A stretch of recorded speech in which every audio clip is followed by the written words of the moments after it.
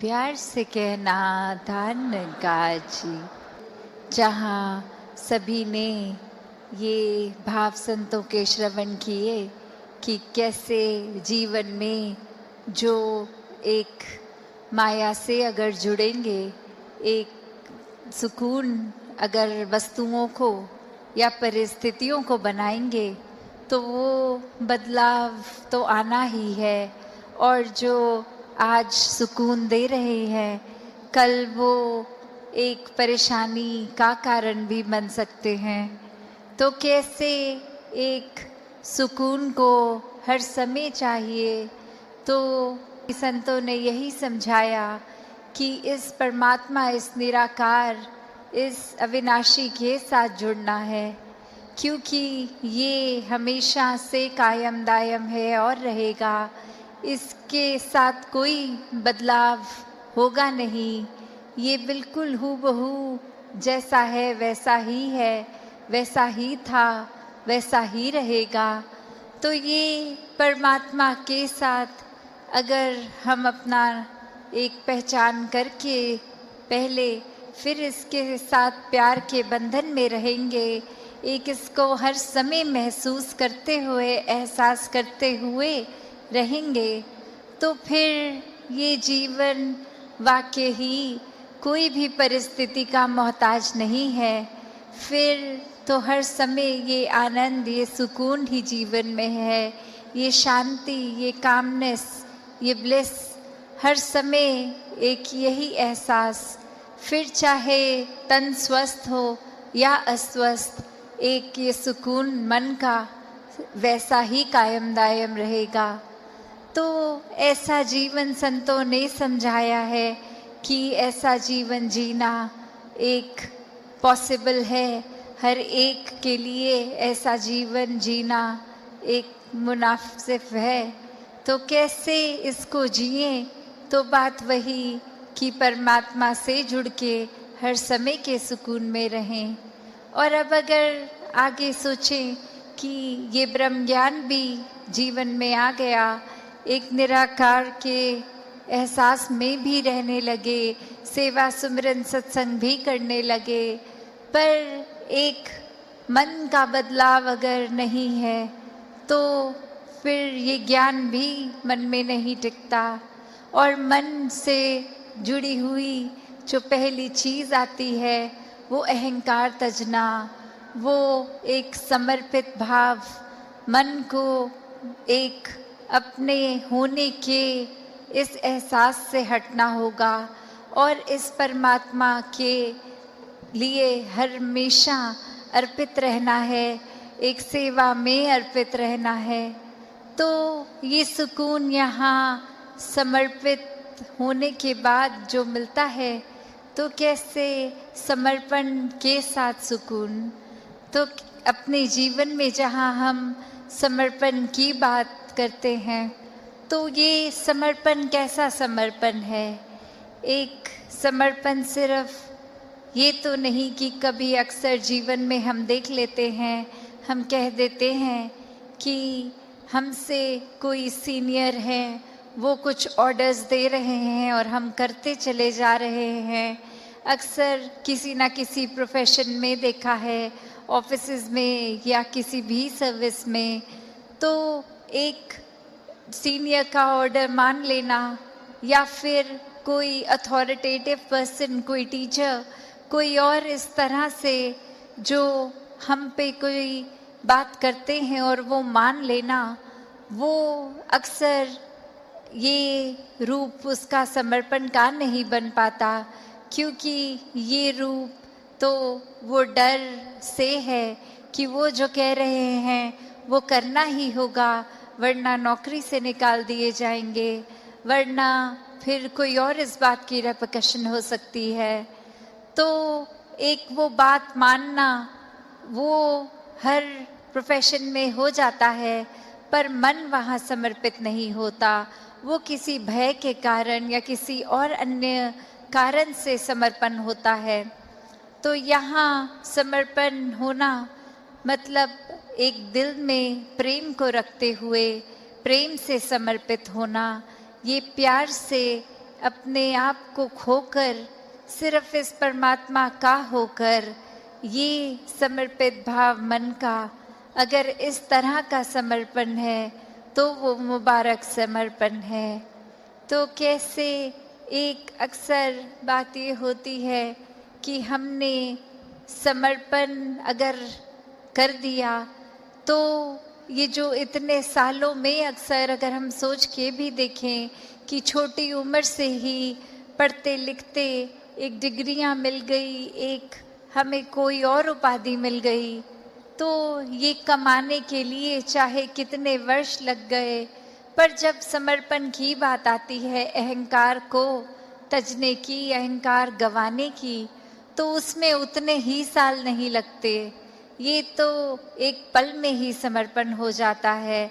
जैसे ही ये मन समझ लेता है कि ये शरीर मैं नहीं हूँ, ये आत्मा का असली रूप परमात्मा है और शरीर ने तो अपनी यात्रा कुछ सालों में करके इसका एक विनाश हो जाना है, तो कैसे ये समर्पित जीवन जिया जाए जब तक जीवन है। तो बात वही एक कहानी के साथ तास अपनी रखना चाहेगी कि एक बार एक गुरु के पास शिष्य आता है जो काफ़ी सालों के बाद, और आते ही अपने गुरु के आगे 1000 सोने की गिनियाँ दे देता है और ये कहता है कि इतने वर्ष मैंने काम काज किया और बात मन में यही आती रही कि आपके सामने आशीर्वाद लेंगे जब 1000 गिनियाँ पूरी हो जाएंगी, और आज ये बोरी भर के आपके पास ये समर्पित करने के लिए आए हैं और आप इसको कबूल कीजिए। वहीं वो गुरु वो लेकर सामान अपने शिष्य से कहता है कि ठीक है, तुमने ये दी, मैंने स्वीकार करी, और अब ये जो सामने नदी बह रही है, सारी की सारी ये गिनियाँ उस पानी में बहा दो। और अब वो शिष्य के मन में सवाल कि क्या ये एक क्या ही बात हुई, इतनी मेहनत जो करी कि गुरु को देंगे और अब वो दे भी दिया, तो उसके बाद वो इसको अपने पास नहीं रख रहे हैं, वो इसको नदी में बहाने को कह रहे हैं। तो वहीं वो सवाल कि क्या फिर वो समर्पण था कि अगर एक क्या होगा अब उस वस्तु का, जिस तरह हम देना चाह रहे थे वो उस तरह अपनाई नहीं गई, उसको साथ तो कुछ और ही करने को कह दिया। तो वहीं ये ख्याल जहाँ उस शिष्य को आया और फिर वो अपने मन पे किसी तरह काबू करके, क्योंकि अब गुरु ने कहा था तो वो फॉलो करने के लिए किसी भी सोच विचार के साथ चला तो गया नदी किनारे कि ठीक है, अब कहा है तो ऐसा ही करना होगा। और वहीं काफ़ी देर हो गई और अब गुरु भी इंतज़ार कर रहा है कि ये इतनी देर से लौट के नहीं आया, इतनी देर क्यों लग रही है वो उसको वो सिक्के नदी में बहाने के लिए। तो फिर वो गुरु ही खुद उस नदी किनारे जाते हैं और क्या देखते हैं कि वो शिष्य एक एक करके सिक्के को फेंक रहा है, जिसकी वजह से वो बहुत ही देर लग रही है। वो एक बात फिर गुरु समझाते हैं कि ये समर्पण करना है तो इतनी देर क्यों लग रही है, समर्पण तो एक साथ ही किया जा सकता है। पूरी की बोरी को कि इंसान बनो। तो किस तरह ये जो हमारी धरती है इतनी सुंदर है, पर्वत भी है, इसमें रेत भी है, पानी समुंदर के तरह, किसी नदी की तरह, या कितना सारा अलग तरीके से पानी भी जहाँ है, तो इतनी भिन्न भिन्न तरह से ये जो धरती में दिखने के लिए तो काफ़ी अलग चीज़ें हैं जिसकी हम सुंदरताएं निहार सकते हैं।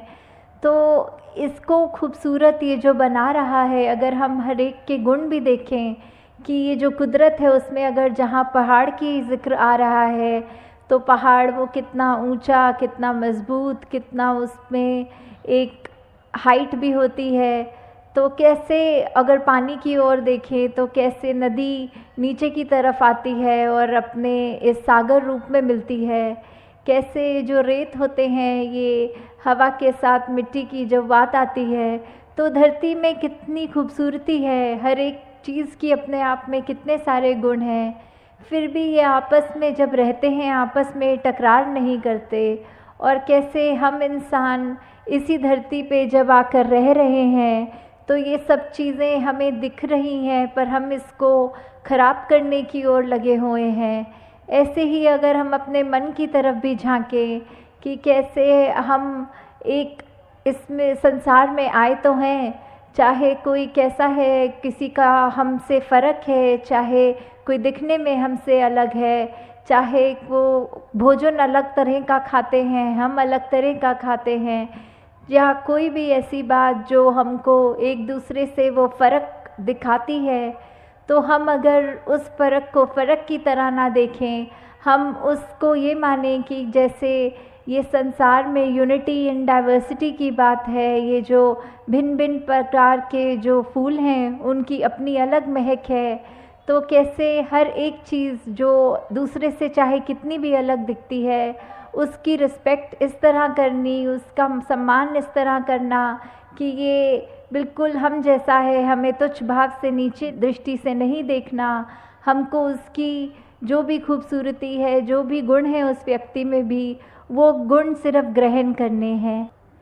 तो कैसे ये है वही उदाहरण कि चाहे पहाड़ हैं, चाहे नदी है, चाहे रेत है, तो ये सब चीज़ें जब आपस में एक दूसरे से अपनी तुलना नहीं करती या दूसरे को ये नहीं दिखाती कि हमारा काम तुमसे ज़्यादा इम्पॉर्टेंट है या हमारे अंदर ज़्यादा महत्वता है तुमसे, तो हम इंसान क्यों ये गलती कर जाते हैं जहाँ स्वयं को श्रेष्ठ मान लेते हैं।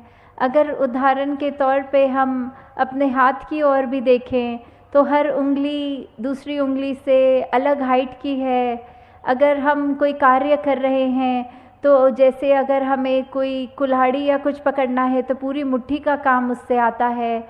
अगर हमें भोजन करना है तो हमारी 3 उंगलियों का ही काम आता है।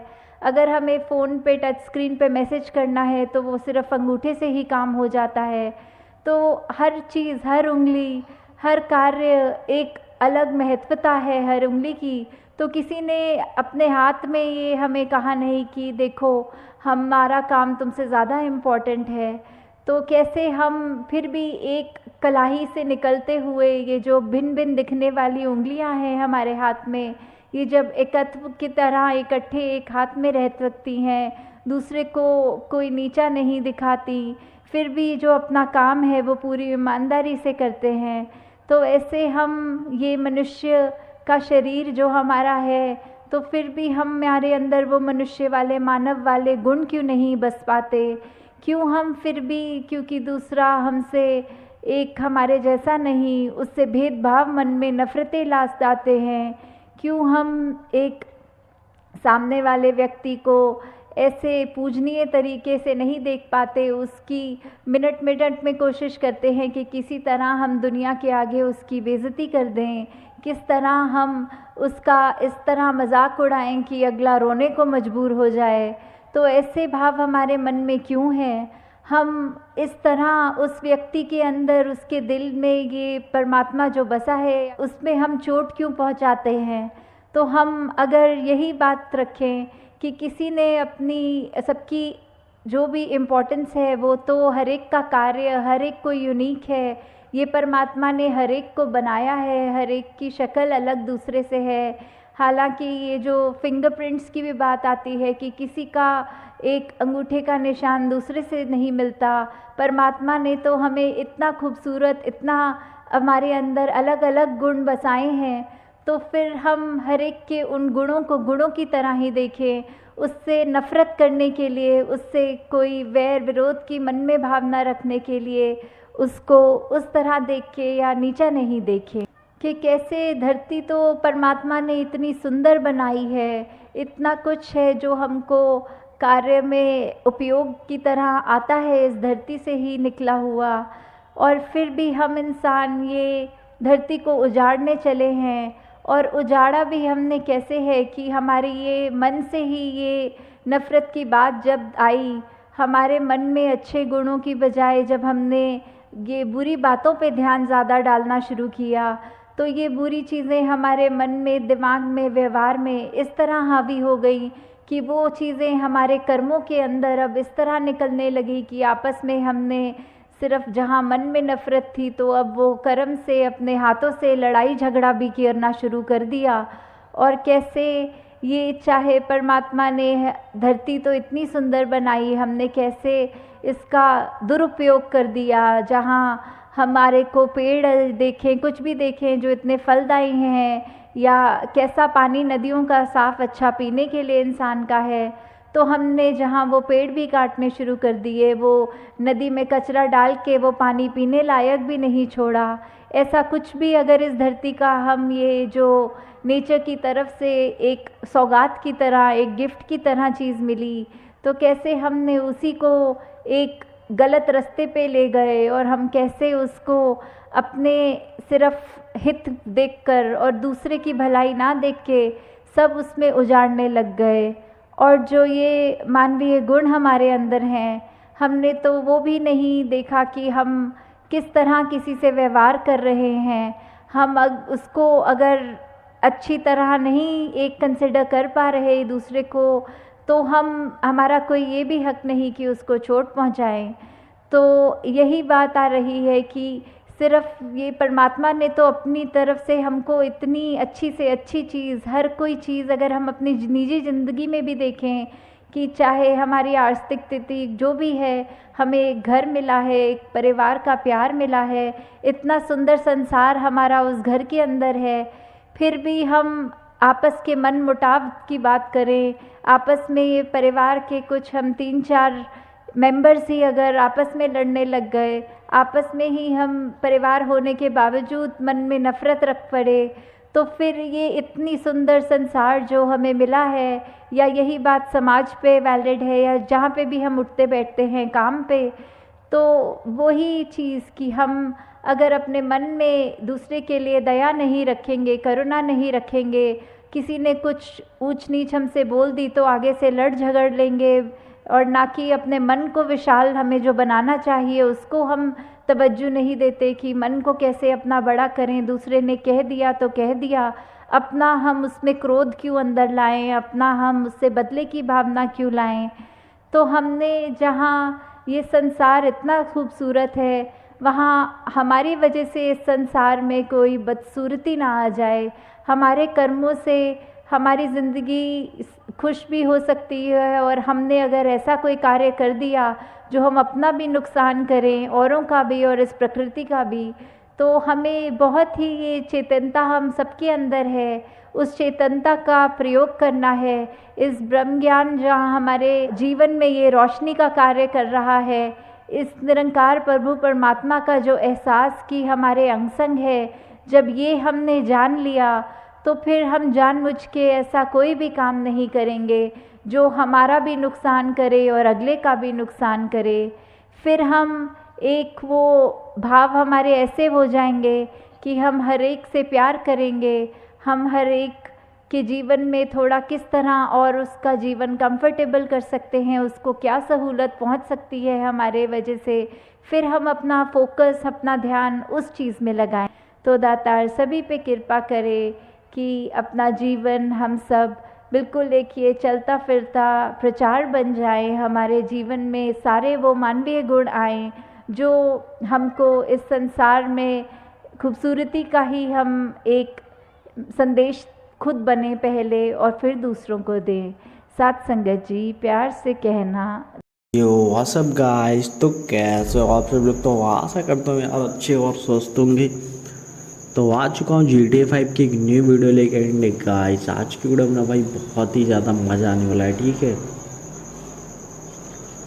तो गाइस मैं ना अभी भाई स्टार्ट करने वाला हूँ, ठीक है, गेम वगैरह, ठीक है। तो चलो गाइस अभी ना फटाफट से चलता हूँ घर के अंदर और भाई देखता हूँ ना मेरे पड़ोसियों की क्या हाल चाल है, ठीक है। तो चलो गाइस, मैं ना अभी घर में एंटर हो चुका हूँ और भाई चलता हूँ, देखता हूँ भाई फ्रैंकलिन के ना पड़ोसी वगैरह कर क्या रहे हैं। तो देख सकते हो गाइस, मैं ना अभी यहाँ से कूद के जाने वाला हूँ उस वाले घर पे। और भाई लगा दी मैंने जंप वगैरह और फटाफट से आ चुका हूँ यहाँ पे।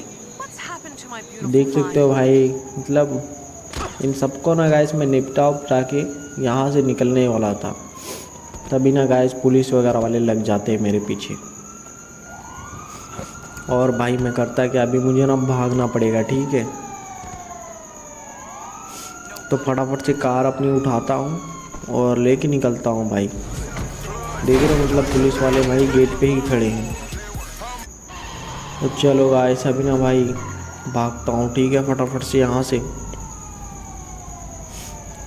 मैं ना गाइस उन लोग को आने का वेट कर रहा था कि उन लोग जैसे ही आए मैं तैसे ही गाड़ी को यहाँ से जंप करवा दूँ। तो गाइस जैसे ही आते ना भाई, मैं ना यहाँ से जंप कराने वाला हूँ, ठीक है, गाड़ी को। तो चलो गाइस, अभी ना जंप वगैरह भी मैंने करवा दी है और मैं ना भगाता हूँ अभी अपनी कार को, ठीक है। बाकी ये वाला बंदा भी घर से निकल ही रहा होता है। अभी इसके अंदर खौफ आ चुका है, ठीक है, कि कौन बंदा है, ठीक है। पुलिस वाले इसके पीछे पड़े हैं, तो पता नहीं गाइस वो डर के मारे निकल ही नहीं रहा था अपनी गाड़ी वगैरह को। और मैं ना भाई अपनी गाड़ी वगैरह को भी भगाता हूँ, ठीक है। करता क्या गाइस, अभी ना यहाँ पार्किंग वगैरह लगाता हूँ, बट ना गाइस यहाँ पे भी लोग आ जाते हैं। मतलब ना गाइस, मैं ना जहाँ पे होने वाला हूँ ना भाई, तहाँ पे इन लोग ना मेरा पीछा वगैरह करने वाले हैं, ठीक है। और भाई अभी तक पुलिस वगैरह लगी चुकी थी, तो मैं ना सोच रहा था क्योंकि ना सबको ठोकते ही जाऊँ, क्योंकि भाई अब पुलिस वगैरह वाले लगी चुके हैं मेरे पीछे। तभी ना गाइस वहाँ पे मुझे भाई पकड़ लेते, ठीक है, पुलिस वगैरह वाले। तभी वापस से आया हूँ मैं, ठीक है, जेल वगैरह से छूट के। और भाई अभी ना वापस से देख रहा हूँ सबकी गाड़ी वगैरह को जला रहा हूँ, देख रहे हो गाइस, मतलब नष्ट कर रहा हूँ सबकी गाड़ियाँ वगैरह। और भाई देख रहे हो, भी निकल कर आ रहा था ना गाइस गोली वगैरह मारने के लिए,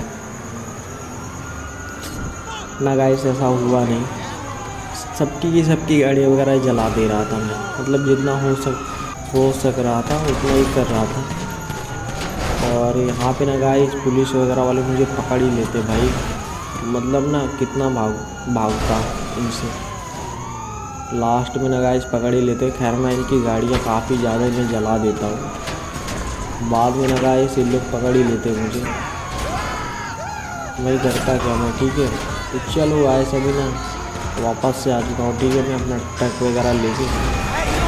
और भाई मतलब 2-3 ट्रक ना भाई बहुत ही खतरनाक ड्रिफ्टिंग वगैरह करता है, मतलब ना ट्रक वगैरह ऐसा लहरता है ना भाई, क्या ही बताऊँ, बहुत ही ज़्यादा खतरनाक है।